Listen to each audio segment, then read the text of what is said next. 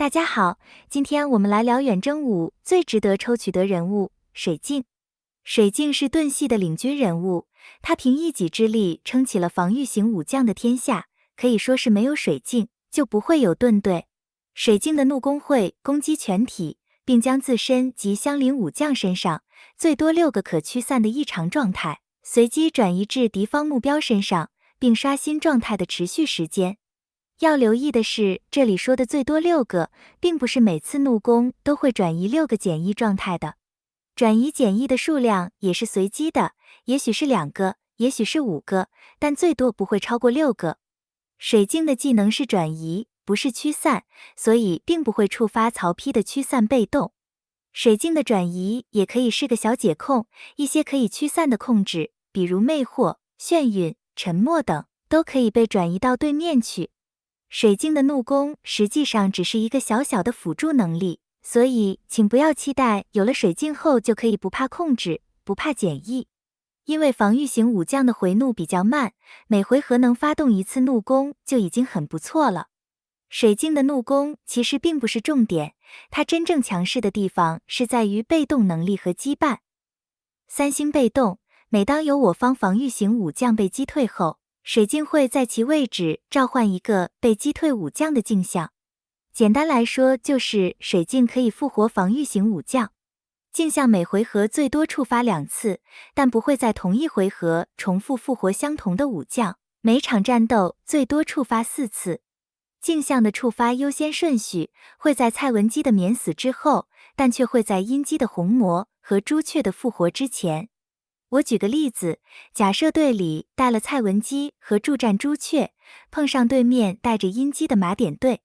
我方武将受到致命打击后，会优先消耗3次蔡文姬的免死，接着才是水镜的镜像，再来是朱雀的复活，最后才会轮到殷姬的红魔。所以某种程度来说，盾队带水镜是可以克制殷姬的。镜像会续成原武将的所有属性，但生命上限会被降低 25%， 原有的怒气也会被清空，变成水镜当前怒气值的 150%。 这个被动是有好有坏，完全取决于水镜制造镜像时身上有多少怒气。若防御型武将是在水镜的怒气高于700的状态下被干掉，那么复活后就可以以满怒的状态直接释放一次怒攻。但偶尔也会遇到武将在高额怒气时被干掉，而水镜身上又没有怒气而导致亏本的案例出现。不过这就不是我们可以控制的范围了，所以随缘就好。除此之外，水镜还会额外为镜像附加 15% 最终闪避率和异常抗性，并且还会重置被动限制次数。什么是被动限制次数？比如孙策的阴魂仪式会在受到致命伤害时释放一次怒攻后才死亡，比如司马懿的老谋深算会在血量首次降低至一定程度后释放。这些被动都会被重置，可以再次生效。但一些按回合数发动的被动技能，比如开场被动则不受重置影响，比如司马懿的开场4层野心，曹仁的开场8门金锁，高顺的后生等等都不会再次触发，因为发动技能的回合数已经过了。虽然镜像会将被动限制次数重置，但它还是会比原来的武将更弱。原因就在于镜像复活后，其他原来有的所有增益效果都会消失不见。在失去了这些增益效果后，镜像也会比原来的真身更加不耐打。即使真的很能扛，镜像也会在4回合后就自动消失。每个镜像消失后，水镜都会恢复 20% 最大生命值及800点怒气。5星被动，当水镜自身受到致命伤害时，会有 100% 概率在原地制造一个自己的镜像。该效果每次触发后概率降低 20%， 也就是说，当水镜的镜像再次受到致命伤害时，它还是会有 80% 的概率可以再次复活，创造自己的镜像。如果幸运的话，它最高可以在一场战斗中复活5次，但一般来说，最多也就是4次，因为最后一次的 20% 实际上是很难触发成功的。水镜自身的镜像又和其他镜像有点不同，首先它的生命非但不会减少，反而还会增加20%。而且水镜的镜像也不会像其他镜像一样，在4回合后就自动消失。这就是水镜强于其他保护型武将的原因，因为它有很强的自保能力。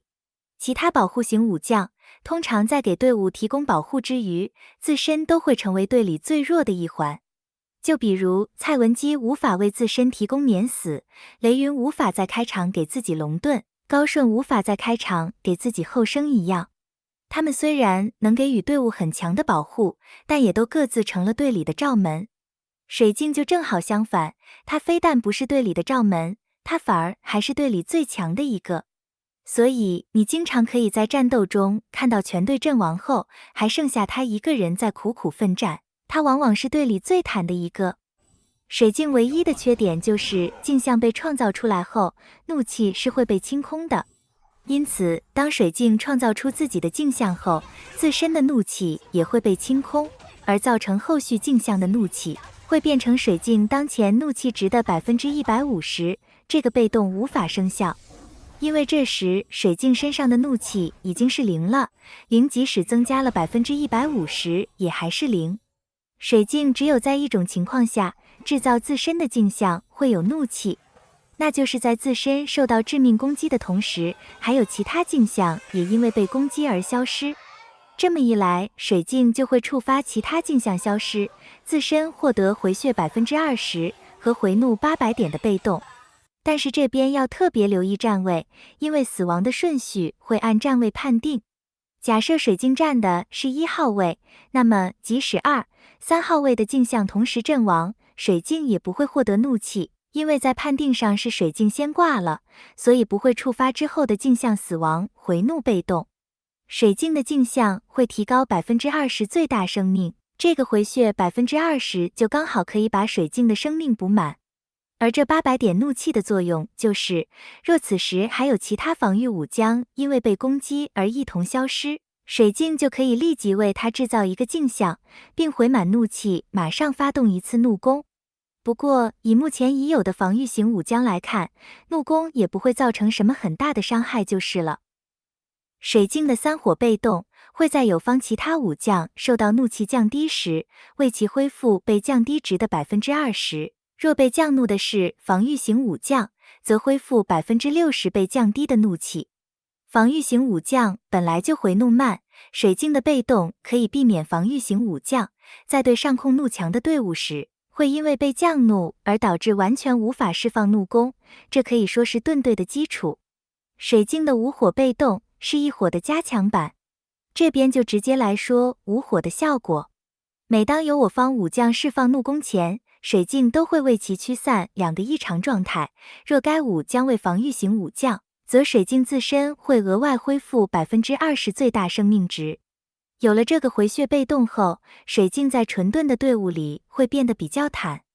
经过测试后，这个驱散不知为何似乎也不会触发曹丕的驱散被动，到时大家可以再去测试看看有没有错误。水镜的羁绊要上阵3位防御型武将才会激活，实际上这也是水镜上阵的标准。水镜就是一支专门用来支援防御型武将的角色，如果队里的防御型武将太少，他也就没有上场的必要。羁绊会提升水镜15%免伤，并使防御型武将受到怒攻伤害后恢复125点怒气。也许还有很多人不知道，其实防御型武将是透过被打来回怒的，所以站前排的防御型武将回怒会比站后排的快。防御型武将在受到普攻时会额外恢复150点怒气。现在有了水镜羁绊补助后，不管是受到普攻还是怒攻，都可以稳定回怒了。水镜彻底地改变了防御型武将回怒慢的体质。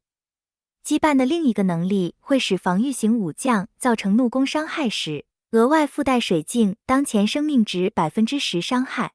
水镜虽然大幅度地提升了防御型武将的生存和回怒能力，但对于攻击端的提升却不多。10%的最大生命值的伤害本来就不算多，更何况水镜给的还只是当前生命值的10%伤害，这是会随着生命降低而减少的。所以这个真伤能力其实是对防御型武将的输出没有太大帮助的。水镜只能为盾队提供坦度，至于输出能力就只能靠个别防御型武将自身的输出能力了。盾队是否强势，完全取决于有没有能输出的防御型武将。在目前已经上线的老牌防御型武将中，唯一还算有点输出能力的就只有司马懿和水镜同时上线的灵统。当然，水镜上线后，盾队还是能玩的。不过，盾队要真正强势，还是得等到 SP 防御型武将左慈、张飞和孙策上线后，才会迎来各自的强势期。